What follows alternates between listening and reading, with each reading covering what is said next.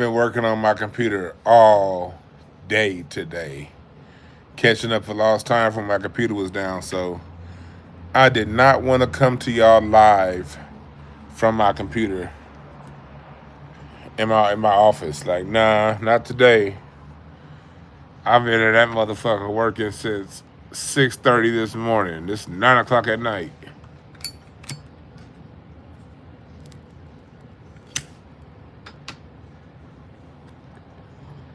I needed a break from the office.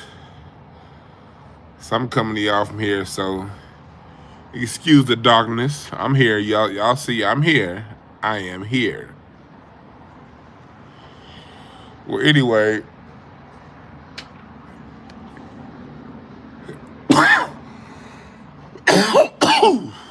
Oh, shit. Oh, man. There we go. I'm ready now. Hip hop museum or cultural erasure? This morning, I don't watch as many Professor Black Truth videos as I used to. Professor Black Truth talked about this, and Professor Black Truth is who got me into what's now called the new black media around 2012, 2013. Professor Black Truth, I started listening to him, and then because of that algorithm, I found Tariq, and I would always see Jason Black in the algorithm, but it took me about 2 years, 2 or 3 more years to finally start listening to Jason Black consistently. I just hated his voice. I didn't like Professor Black Truth's voice much either, but I really hated Jason's voice. But Jason had really good information, so I started listening to Jason around 2016, 2017, because his information was so good. And I listened to Jason's podcast really up until I saw he got a little heartbroken by one of his mods, and he exposed her nudes all over the place. And I was like, you weird, nigga. That's some weirdo behavior. But he still has good information nonetheless, Jason, all of them. But today I listened to Professor Black Truth, and he was talking about the Hip Hop Museum. And I usually don't go to him for any of my music tastes, but it just, something said, click on the video.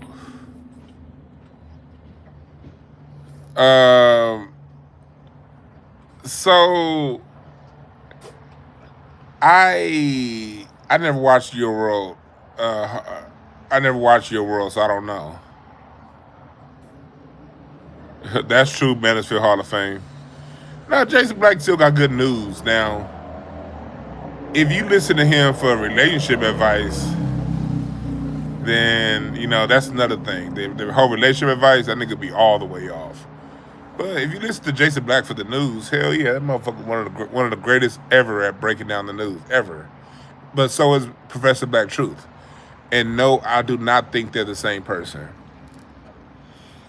I'm like 99.9% sure they're not the same person.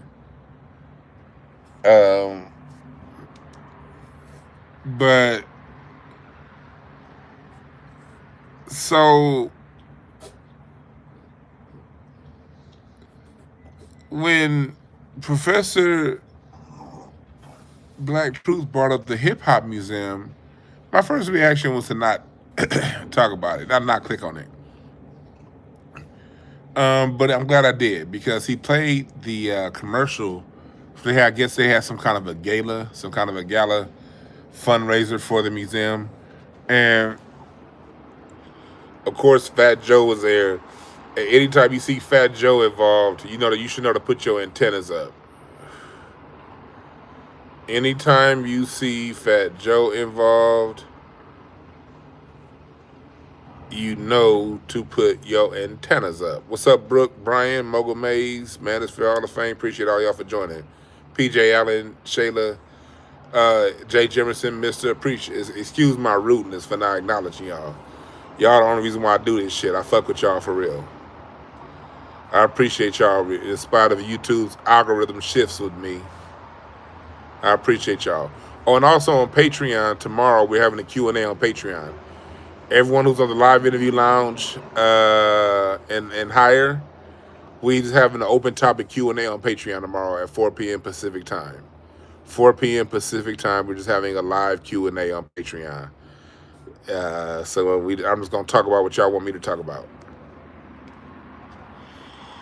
Well, anyway, Goddess Teresa Fita speaks. Oxtail Cook, appreciate y'all. Uh, well, anyway, they have this hip hop museum, and I was listening to some of the things. It was something that I think it was Kane. I think it's Big Daddy Kane. It was something Kane said. And I think what Kane said was innocent. So don't get me wrong here. What I'm about to say isn't me badgering Big Daddy Kane at all. But it was just something that he said that sparked a thought in my mind. And Kane was right. When Kane said, hip hop, they were asking him what hip hop has done. And he said hip hop kept a lot of the older forms of music relevant. And to an extent, he's absolutely right. Hip hop did keep older forms of music relevant. It did. But it got me thinking, because I'm doing my history of R&B series right now on Patreon. You don't see an R&B museum, do you? You don't see that not on this scale. You got the Rock and Roll Hall of Fame. Now you got this big old hip hop museum that's about to open up in New York. And I have a question. Is the opening of this museum and the overemphasis on hip hop, is this erasure of R&B?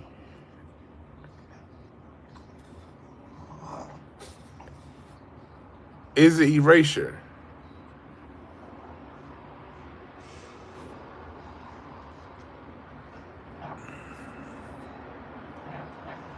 Appreciate the Oxtail Cook. Yeah, keep us updated.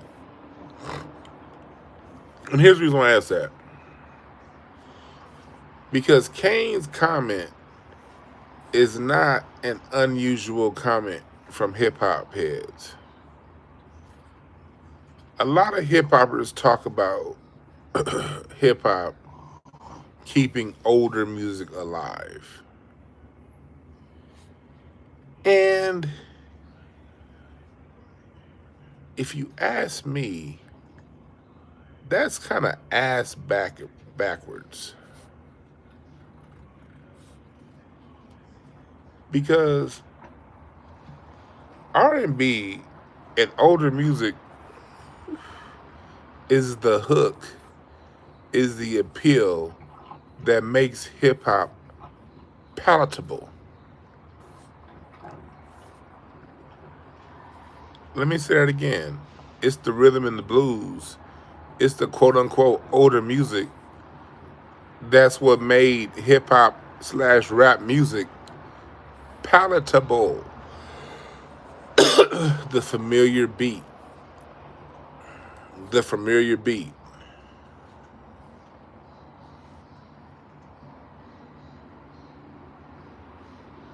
The familiar beat is what gets us to listen to a song more. It gets us to like a song. And if the beat's not familiar, it's the genius of the original composition, the chords and the melodies, that get people to fall in love with the song. People did not. Jay-Z ain't no hell of a nigga. People would not have listened to him rapping Imaginary Players if you don't have those Renee and Angela melodies underneath. Like I've said before, without R&B, hip-hop is just aggressive poetry.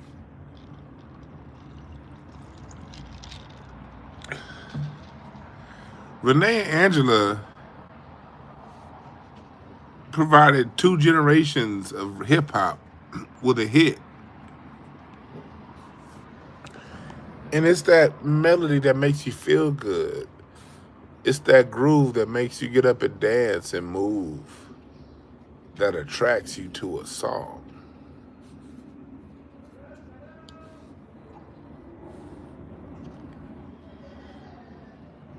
And what I see is hip hop has found a way to flip the story and got people. And I hear people say this, well, old music should be thankful that we're sampling it and bringing and giving it new life. Let's break that down. Black music has always been sampled and gave new life to music. Let's break this all the way down. The white country music,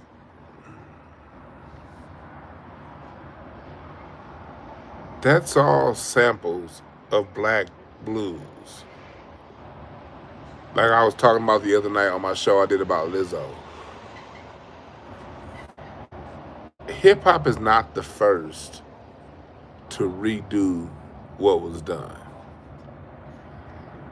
Hip hop is just the first black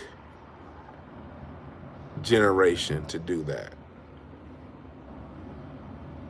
Culturally, we as black people always saw taking somebody else's stuff musically kind of as like an indictment on my skills.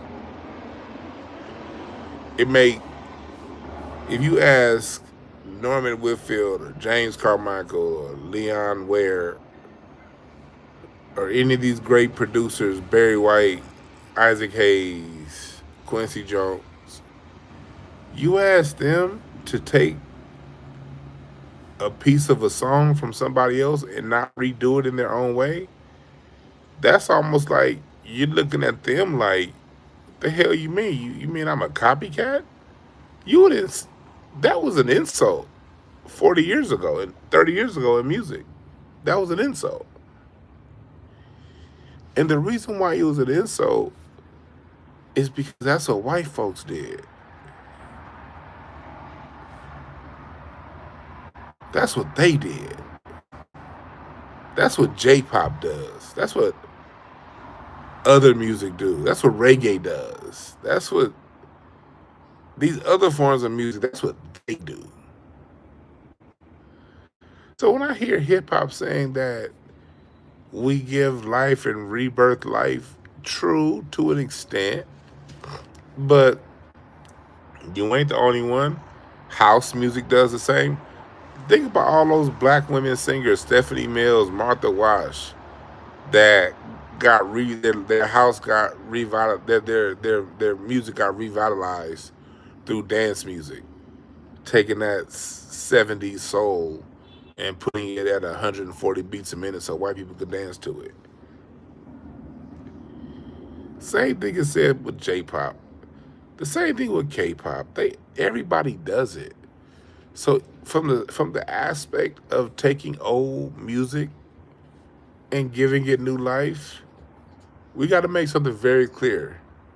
Hip hop is just the first black form of music to do that. Everybody always did it. Everybody cheats off our homework. The Germans did it during World War II. They had a band called the Ghetto Boys that mimicked Duke Ellington and Count Basie and Jimmy Lunsford and Black American swing, because Black American imagery was not allowed in Germany during World War II.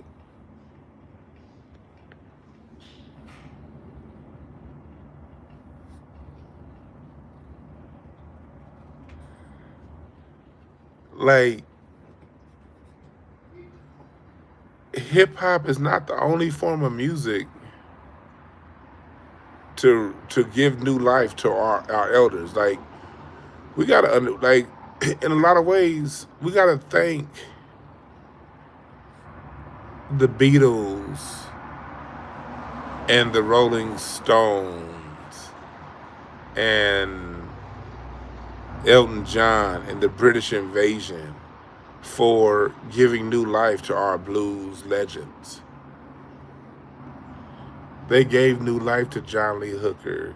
They gave new life to Muddy Waters and Howlin' Wolf and Little Walter and Albert King, and they can go down the line. And one area I will give the British invasion credit for, minus Led Zeppelin, because Led Zeppelin just plagiarized without giving. But the rest of the Rolling Stones and those guys, they put a lot of money in the pockets of our blues legends late in our blues legends' lives. Those British invasion rock stars put a lot of money in Chuck Berry's hands and Bo Diddley's hands. And not only did they put a lot of money in their hands, they gave credit.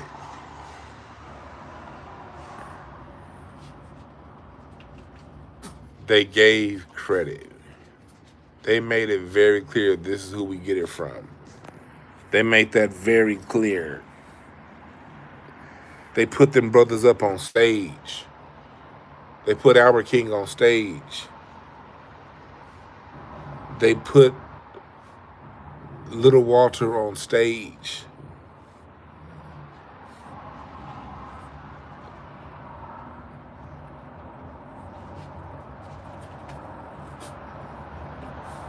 No, that wasn't Chuck Berry doing the twist. That was Chuck Berry passed away. Yeah, that was I'm drawing a blank. Chubby Checker. That was Chubby Checker.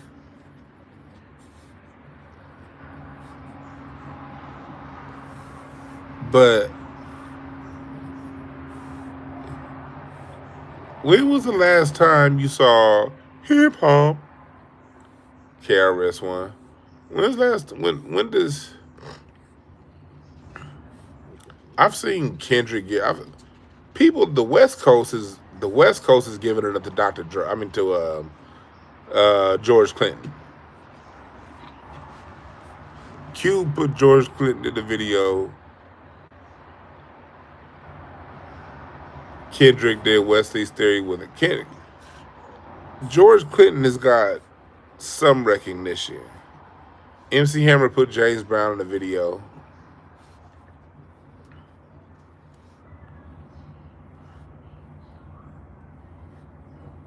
It's all good, Carly. Um, doing all this hip hop stuff, celebration. Who is giving credit to where they got it from? Bootsy Collins just turned what 74 yesterday. Bootsy Collins just turned 74. Have there been anybody in all this celebrating hip hop? Can you name one rapper that brought Bootsy Collins on stage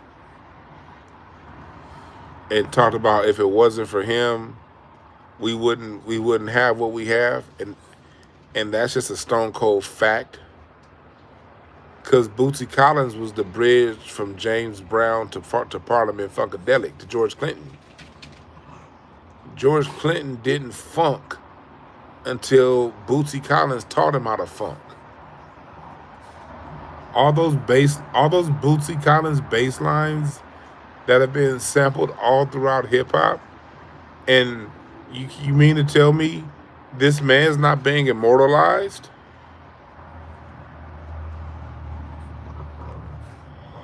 I have a problem with that. I have a major problem with that. So my question is, with all of this emphasis on hip hop, you know they're going to try to connect it to Jamaica, and you know they talked about the whole hip hop and it being the world music and all that stuff. Yeah, Snoop brought Bootsy out. Yeah, Snoop has.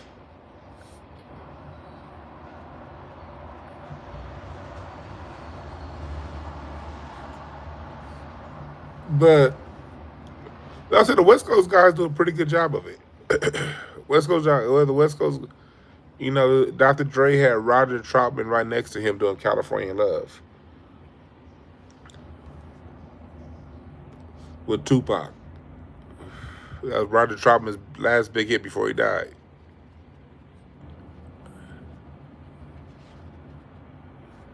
But is this erasure? Because what happens is how things get written out of history. Greatness gets written out of history through omission. You shine the light really, really, really, really, really, really, really bright on one thing, and you ignore the existence of the thing that's just off in the shadows from that light. Let me say that one more time. No positive influence. That wasn't Parliament on Doggy World. That was the dramatics. But I say it. The West Coast does it. The West Coast puts the OGs out there. The West Coast never, for once, acted like, oh, this is what we did. The West Coast is always giving it up to the OGs. You know, the West Coast is always like. I was watching that Club Shay Shay interview with Warren G, and he was talking about, you know, Michael McDonald.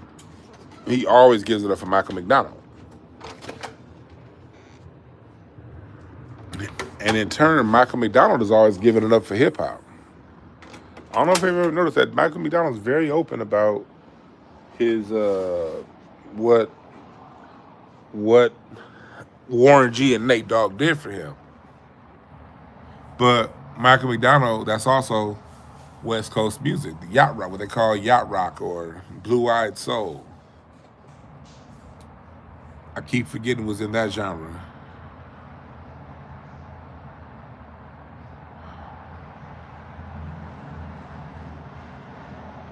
Hey, Ma, it's a weirdo in here. Give that weirdo a little bit of time to think about saying something that's funny or relevant. Oh, yeah, well, hey, I like You Belong to Me. Tell him he's a stranger. You belong to me. Appreciate that, Brian. But let's break that back down. Greatness is written out of history through omission. You shine the light so bright on one thing, you focus the light. It could be a full-on board,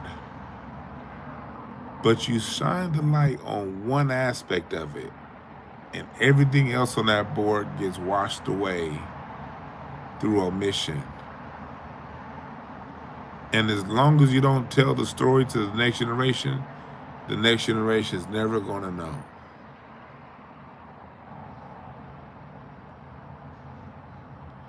Yeah, white folks did have soul in the 80s. I ain't going to front.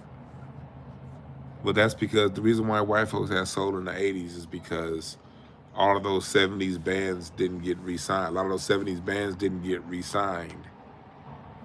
And they ended up becoming the backing bands for those white groups.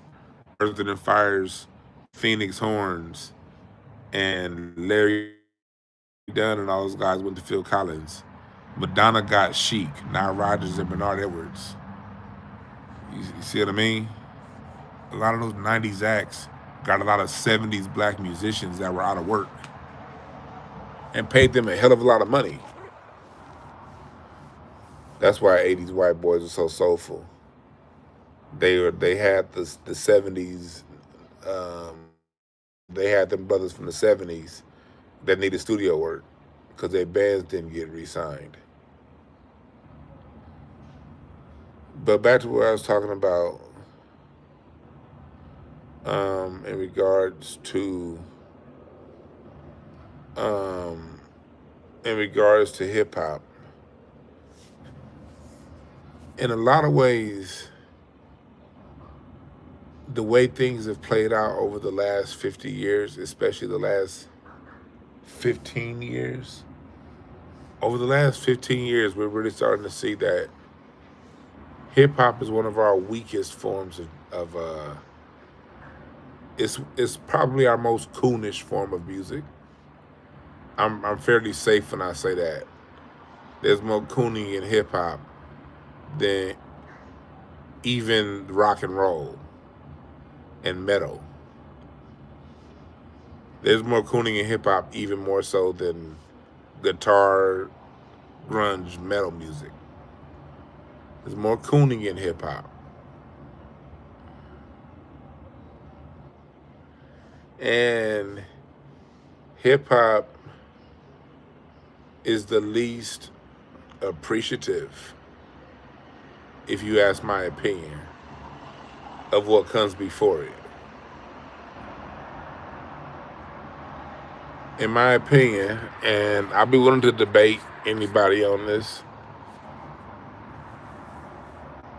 Any of you hip hop stations want to have a conversation about it? Let's have a conversation about it. If you don't like what I'm saying, hip hop is the least appreciative of what comes before it. And I had this conversation with my wife last night about this, and my wife made a very good point.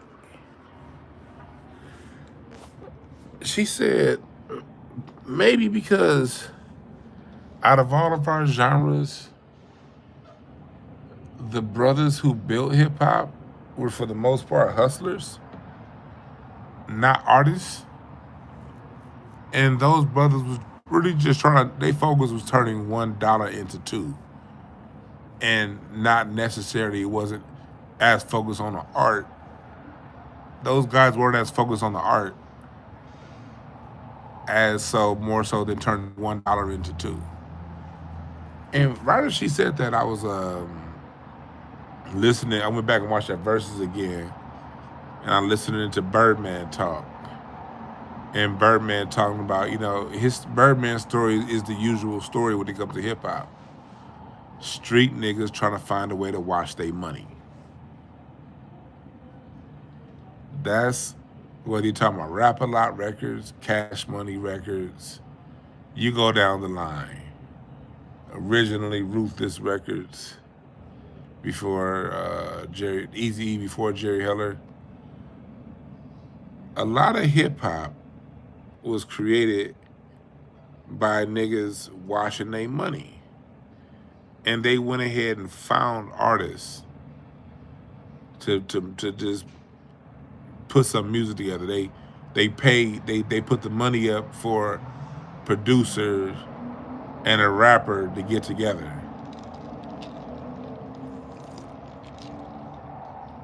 When it comes to our other form of music, it's a little bit different.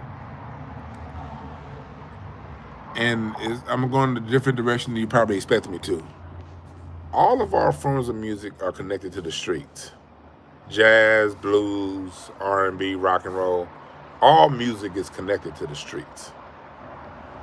Music has always been the way the streets washes its money. The difference was often you had artists that were putting these record labels together, and they were linking up with the street niggas for money. Quiet as kept, it was a lot of street money that got Motown Records off the floor. But it was an artist that was the visionary.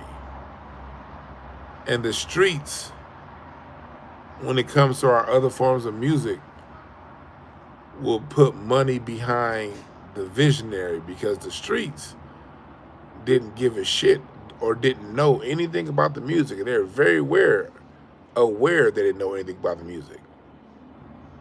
They just knew to put the money behind the artist. Now, that artist better produce and give them their goddamn money back, or they gonna be missing some vocal cords. You still better produce. But it was inverted.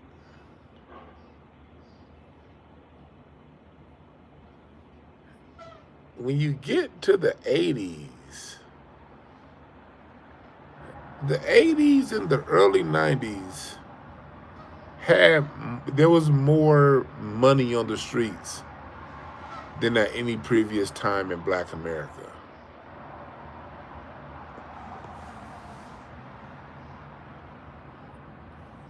I could tell by my neighbors' reactions the Dodgers must have lost. I don't know. But going back to the streets have always been connected with music. Always, always, always. And not just black folks, everybody. Frank Sinatra was the streets. Frank Sinatra was a gangster. Straight up mafia. Those guys that they like to have you look back on with all this, oh, Frank Sinatra was a gangster. Are they still playing?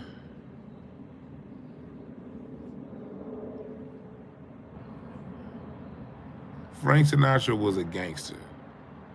Don't like, that was his reputation. If you study Frank Sinatra and what was written about him in the 1950s and the 60s, it was a lot written about him and his connections to the streets. And people ended up in the mafia.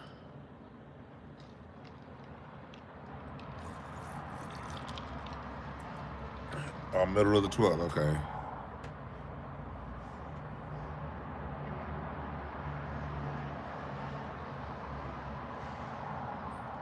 So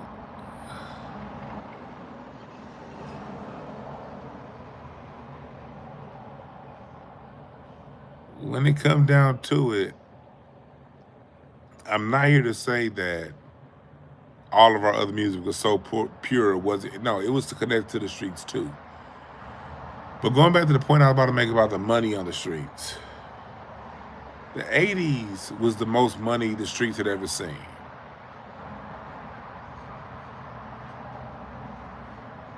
That's when that crack hit. You know, there's always heroin. I'll break down to you like how my dad, cause my dad used to be in the streets back in the 70s, and my dad used to always tell me, he said back in the 70s, you didn't really see people with so much they can buy like all kind of shit. Like you had your main plugs, like Tootie Reese was the main plug for LA, but all of the guys under the main plug basically got the equal distribution of drugs, and they sold enough to make more money than the average person working a day job, but they weren't making buku bucks. My dad said when that crack hit just after I was born. My dad always told me I'm the person that got him out the streets. I got me being born got my dad out the streets. And he said he got out and went and left all that shit behind because that's when that crack started coming in, and it was no longer the same rules. It was no longer a certain gentlemanly thing. That crack came in, and when they went to the gangsters, not the drug dealers, and they started getting flooded with these quantities that could really, really, really put a lot of money in your pocket. Pop said it wasn't money like that in the 70s, in 76. But by 86, the money was wild. The money was wild by the mid 80s.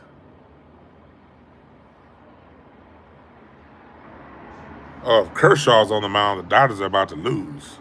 That nigga be giving it up. Anyway,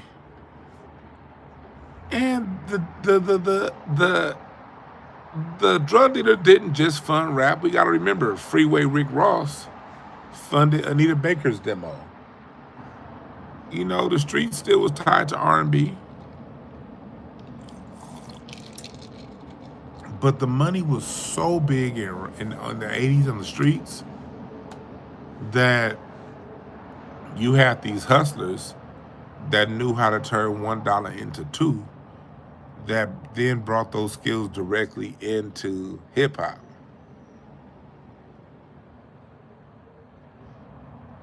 And it really, from its inception on the streets on down, it was a numbers game more than an artist game. The numbers meant more than the artistry. And one thing about that street mentality don't come with too much respect for the past either. Suge Knight. A lot of these initial black hip hop companies was run like the streets.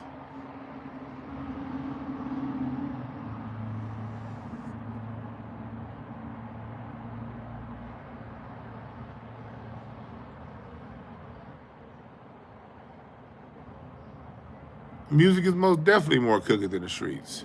Yes. But the 80s had such an inordinary uh, amount of money on the streets. My neighbors are cheering.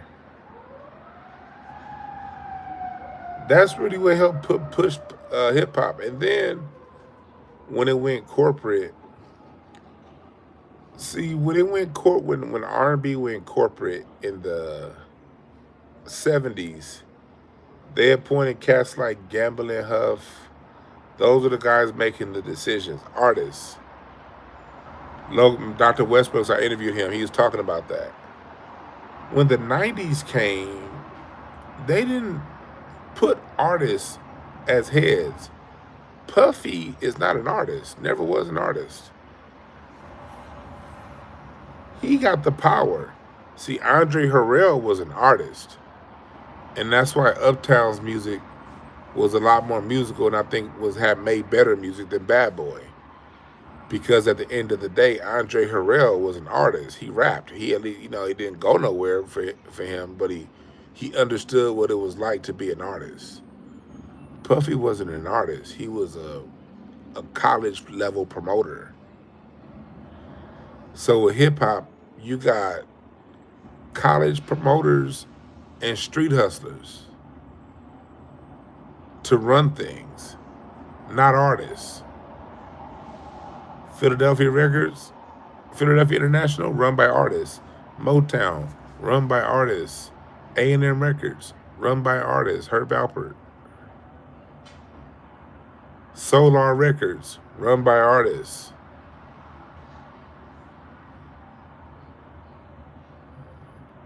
Those rhythm and blues labels were run by artists. And when the artist is running something, they're going to make different decisions than a hustler.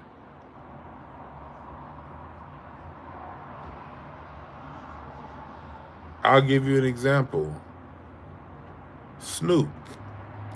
Snoop now runs Death Row Records, and I got a couple people that I know that are signed over there at Death Row. And I know one guy that's a producer. he produced an R&B track, R&B album, and he said that when he started putting it together, Snoop came to him and said whatever the budget. Snoop made sure he wanted live instruments.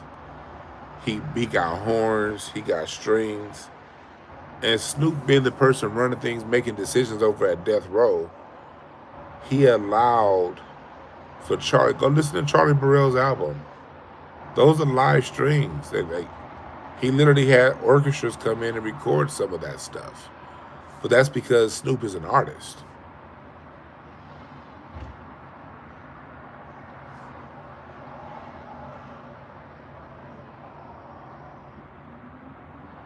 Yeah, Stax Records. Stax Records, yeah.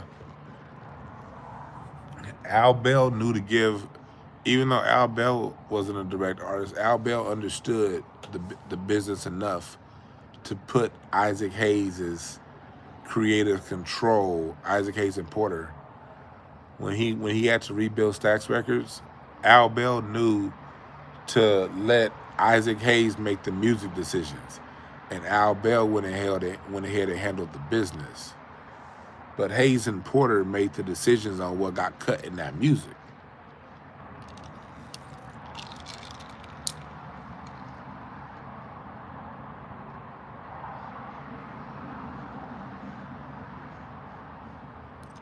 You saw that? So now that hip hop has gotten this elevation, because I'm telling you right now, with this hip hop museum, look at the timing of this. We're in 2025. What did the record label say in 2023? Back in 2023, they said they're going to stop funding hip hop. Do y'all remember that? These major record labels said they're going to start putting their resources behind other forms of music. They pulled the plug on hip hop. That's why I look at all these stations arguing and shit. Who's the next? There is no next. The next great in hip hop is gonna be AI. It's not gonna be somebody you know. Hip hop is going back to be a regional form of music that people are going to get, like NBA YoungBoy, how he was able to sell out them tours. You're gonna have people who are eating because they were able to amass an audience without the help, because they're not going to get any help from the mainstream. And you're going to have people who are not going to be able to amass audiences, and they're going to starve. The industry's pulled the plug on hip hop. Kendrick gave hip hop a lifeline, but hip hop is about the industry's. The industry's done with hip hop. They're done with it.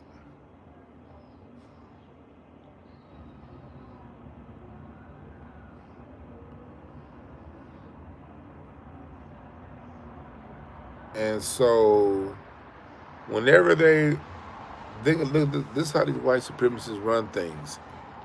Whenever they're done with something, they memorialize it. Nipsey Hussle got killed. When within 2 weeks, they renamed Slauson and Crenshaw Nipsey Hussle Corner. And if you in LA, press number one, you know Slauson and Crenshaw is dead. And it's been dead ever since Nipsey died. The energy on Slauson and Crenshaw is gone. Some of those buildings are still there. The street names are there. They put Nipsey's name on the corner. But Slauson and Crenshaw is dead. I've been going past that intersection most of my life. All of my life. And the last 5 years, it's just not there. It's dead. That's how the white supremacists work. When they memorialize you, that's basically them telling you, okay, you know what, you're done.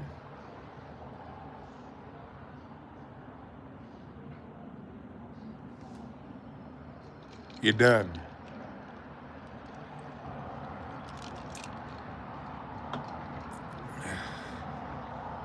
So with them putting all these monuments up to hip hop, they're basically showing us hip hop's swan song. And what they're going to do is they're going to other hip hop into some kind of a world culture that was created by blacks, Latinos, and Jamaicans in the Bronx that is now a culture of the world. They're not going to acknowledge that 99.99999999999% of the hip hop DNA is shared with rhythm and blues. They're going to ignore that. And all of that music that hip hop was built off of that came before it is going to get cast off into the shadows, ignored. while hip hop gets the spotlight. And let me tell you how they're going to do this. Let me tell you how they're going to do this. They're going to do this with the help of all the alive hip hop artists. Because the hip hop artists are hip hop is so selfish. They won't take the time, especially those New York hip hop niggas. I said it and I stand on it. They won't show love in an honest way to their R&B forefathers. They're gonna act like it's their culture. They're not gonna give credit to Johnny Guitar Watson. They're not gonna give credit to George Clinton. They're not gonna give credit to the Isley brothers.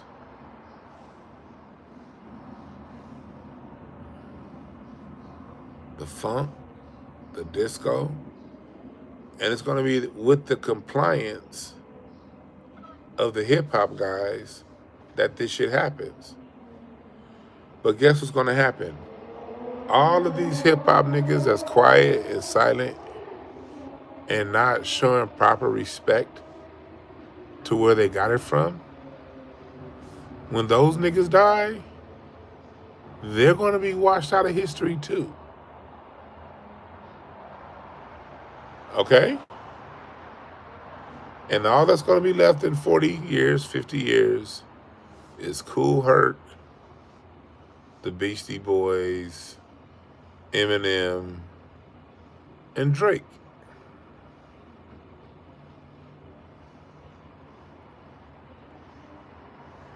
And it'll be nobody's fault but their own, because they're going to get washed away in history the same way they're helping to participate with the omission of the sound that they built themselves off of. Yeah, Rick Rubin. That's going to be the face of hip hop.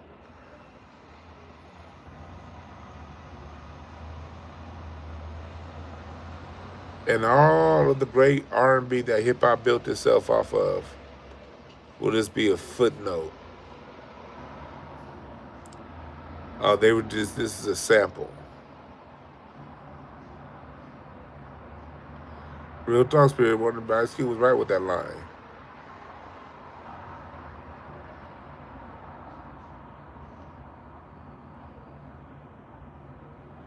That's why I say, hip hop museum or R&B erasure? This is an honest question.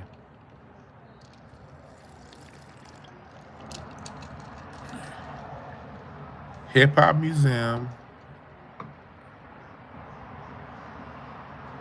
or R&B erasure? Which one is it? Is it both?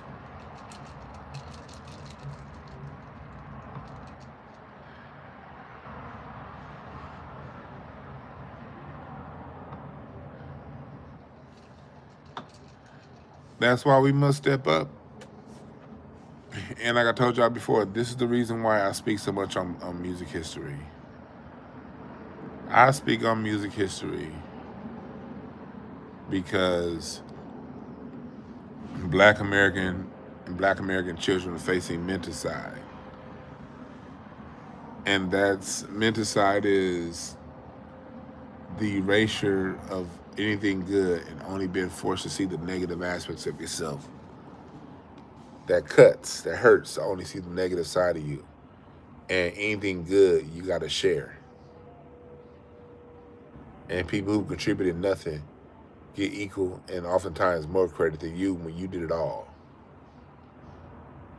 That affects the minds. The minds, it changes how people view themselves. Music is something that we hear every day. You cannot go a day without a song. You're going to hear a song in a commercial. You're going to hear it on the radio. You're going to hear it, and even if you go into a library, you're going to hear a song. the scanner at the everything. You're gonna hear birds chirp. You can't go a day without a song if you're gonna be out in the world. And if we as black people know that whatever song we hear come on the radio, or whatever it is we hear while we're in the grocery store playing in the background, whether that's Dave Koz, Taylor Swift, Post Malone, or Michael Jackson, we understand that that's a black American creation.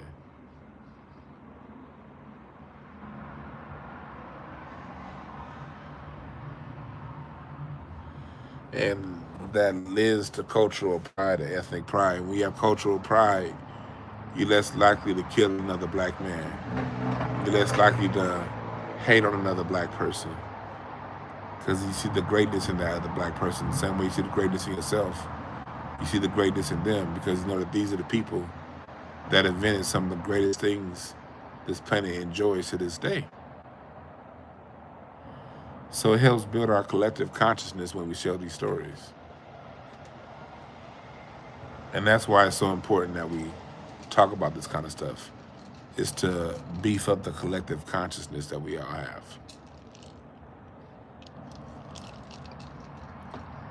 We all have collective consciousness, but based on what we see on the news every day, that collective consciousness is geared towards negative things and negative aspects of ourselves.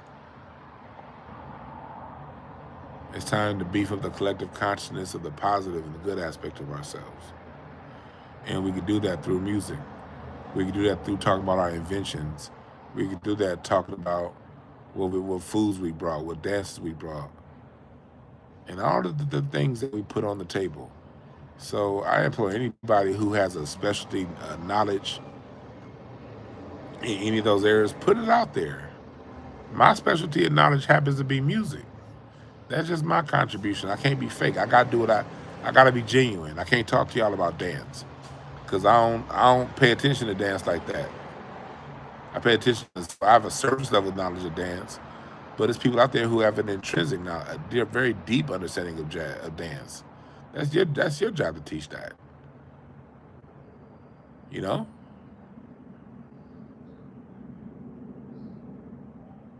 Yeah, coordinated erasure is happening right before our eyes. That's why I decided to lower the price. Instead of charging y'all $300 for a music history course. That's why I decided to just lower the cost and just say, hey, look, $40 a month, man. Look at how much work. And I charge that because if those of you who saw this past Sunday's broadcast, you see how much work I put into this. You saw the slides. Every week is going to be new sets of slides. I put in about 4 to 5 hours of lesson planning to do these Patreon music history classes for y'all. I put in about 4 to 5 hours of lesson planning. Y'all know my readings are $3.50 an hour, right? When I do sell my time to people, I sell it for $3.50 an hour. My time is very valuable. It costs $3.50 an hour to have me work for you or do anything. But I take my time out of that and I do these lessons plans 4 to 5 hours a week, because we got to get that information out there.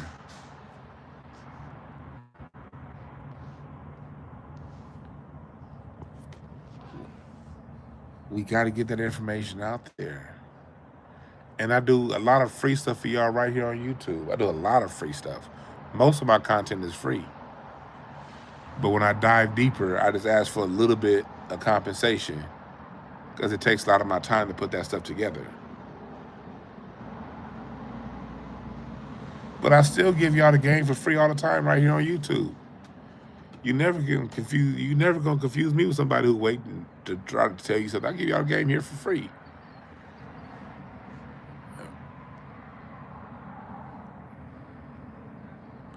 Yes, DJ Mega, R&B will survive the rest of the time. But this is something for us to think about, y'all. If you're on Patreon, we're going to do a Q&A tomorrow. A Q&A session tomorrow on Patreon. 4 o'clock Pacific time, 7 Eastern. We're going to do a Q&A. Then we're going to do a reading Q&A on Thursday for the reading tier. And then next Sunday is class number 2.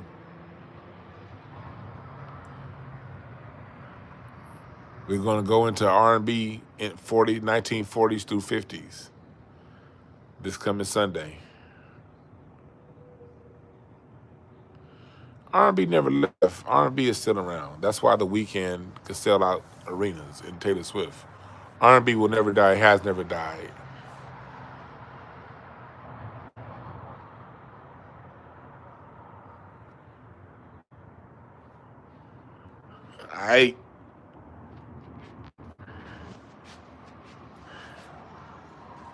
I'll probably be with y'all again tomorrow. I'm very busy tomorrow, but I'll see y'all on the Patreon tomorrow, all right? Let's keep the memory of our music alive.